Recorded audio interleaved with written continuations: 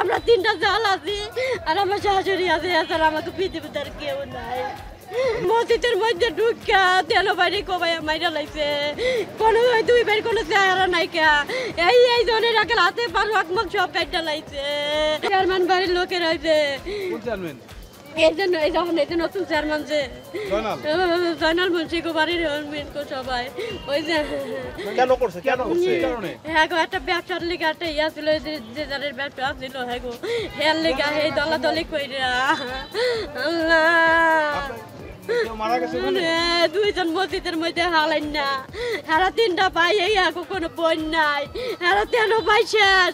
আমার শ্বশুর আছিল, শ্বশুরও মারা গেছে, অনকালে আমরা তিনটা জাল আছি আর আমার শাশুড়ি আছে, এছাড়া আমাকে পৃথিবীতে আর কেউ নাই। সকালবেলা তারাই মোটরের বাজার থেকে একসাথে গেছে, বাবনাতলা হয়ে একসাথে যাইয়া সাইফুলের বাড়ি হঠাৎ করে উৎখাত করার পরিকল্পনা করছে। অনেক পরিকল্পনা আজকে অনেক দিন ধরে চলতেছে, এতদিন পারে নাই। আজ 4 দিন আগে ও ঢুকছিল, তারা চেষ্টা করছে থামানোর, তখন ঢুকতে পারে নাই। আজকে ঢুকলে সাইফুল সাহেব তারা মার্ডার করে ফেলাইলো, তার মেজো বাইরে আর হলো এই যে তার বড় বাইরে। লাশগুলো কোথায় আছে? লাশগুলো তাদের বাড়িতে দুইজনের লাশ আছে, আর একজনের ঢাকা পাঠাইলাম, আপনারা তো দেখলেন।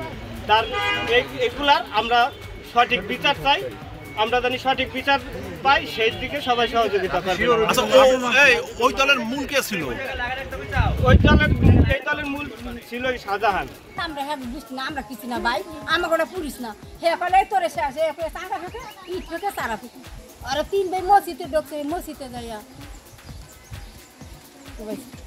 এহেন দায় ওরছে চেনে নাই তা, আমাকে বাড়ি চেনে নাই, আমাকে বাড়ি দেখেন ফর্মেলের পালা আসছিল 3টা, এরপরে যে দলি হৌর আছে না ওর পালা আসছিল 3টা, চুলার পালা আসছিল 3টা, সব ধরে দিচ্ছে।